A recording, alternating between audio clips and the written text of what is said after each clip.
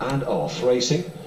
Oh, just leaving the stalls there. Dubai Legend just pitched forward and almost lost Ahmed Ashtabi, but he recovered well there, did the Dubai, and racing over 6 furlongs, going down the hill. Good early pace here from Shy But Willing, who leads on the rail then from Sharpened Edge, who's a bit keen in the early stages. Dilly Dancer between horses on the outside. Cape Melody, the favourite, with a good sit. Dubai Legend racing on the inside, and 5th, Shandiker on the outside. Nil Down Story in the orange jacket pushed along in the middle of the field on the outside of the pack. Rest by the River, Rosie 2. Then at the back of the field is Garter Star. Last of all, Global Conquest, as the runners head down the hill past the halfway stage. Shy But Willing on the inside of the course then, who leads by about a length or so. The gap opening up now for Dilly Dancer, the newcomer. On the outside, Sharpened Edge is running a big race. Cape Melody and Steve Drown now getting into top gear. Shandiker being pulled wide by Seb Sanders as they leave the 2 furlong pole behind them. Sharpened Edge has gone on, leads by about a length now. Down the outside, Cape Melody with a charge. Also, Ahmed Ashtabi's got Dubai Legend into top gear as they race inside the final furlong. Dubai Legend finishing off the strongest on the outside. Dubai Legend's going to win this. Global Conquest flying at the death. Just got up the second though. Back in 3rd place was Sharpened Edge. Interesting race. Ahmed Ashtabi's won, and the David Simcock trained Dubai Legend. Global Conquest has flown home under Richard Hughes and has nabbed 2nd place in the end. I think Sharpened Edge was 3rd, 9-4. Dubai Legend, 2nd favourite, has gone in. An interesting race. They spread out all over the place, and for a moment it looked like Sharpened Edge was going to win when hitting the front under Kathy Gannon, but Dubai Legend was resolute, and Ahmed Ashtabi determined. Global Conquest held up, had plenty to do at halfway, as we'll see in the replay, but came home very strongly, Andrew. Yeah, it'd be interesting to see how the time compares with the other Salisbury races, because for me they seem to go flat out from a long way, and a lot of them were under good pressure. For, as a maiden, there wasn't any hiding place here, was there? As you say, they spread right out across the track, and everyone was going hard and, for the line. Yeah, I thought Shandika travelled really nicely. The newcomer from the Clive Cox showed some money for that horse, 2 from the right, and just weakened in the closing stages. Dubai Legend under strong pressure, middle of the track.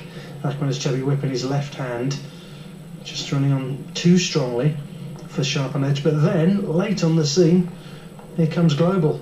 Yeah. And he's only beaten half a length. Here's one for market card and any other notebooks you care for, isn't it? Because we know roughly what we're dealing with here, in that the winner and Cape Melody both probably ran something like their races, and that sort of gives us a mark of 70 for the winner, possibly a bit of improvement, because she's probably built on some solid enough efforts last year. And yeah, Global Conquest there he is out the right hand side from stall 3, in rear early doors, as the pace that Shy But Willing's taking them along at a pretty good clip, isn't she?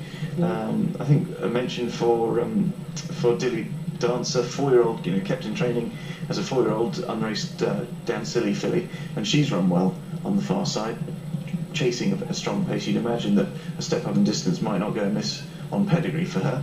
And Dubai Legend working away, Cape Melody working away. They've gone hard, and maybe that's helped Global Conquest. Perhaps she's running through tiring horses at the end, but she certainly put her head down and battled on strongly under a right-hand drive, keeping her straight.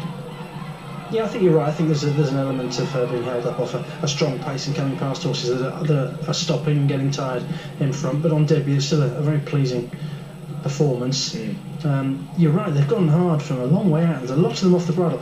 But what I did notice was Chandika, who in the sort of yellow and blue, was one of the last off the bridle, and then off it was just wandering around a bit in a bit green. There's going to be more to come there. If you joined in with the punt, you'd have been quite hopeful for a bit, because when she pulled out, she did find a bit of a spurt. She was covered up and then switched left, saw daylight, quickened, and then it's just fizzled out. But she wasn't knocked about, so I suspect that Seb Sanders will have been told, this filly's got a bit of a future, but accept defeat if that's what it's got to be. Because there was no point knocking her about anymore. She got tired by the time he's drawn stumps. But she did travel like one of the best horses in the race.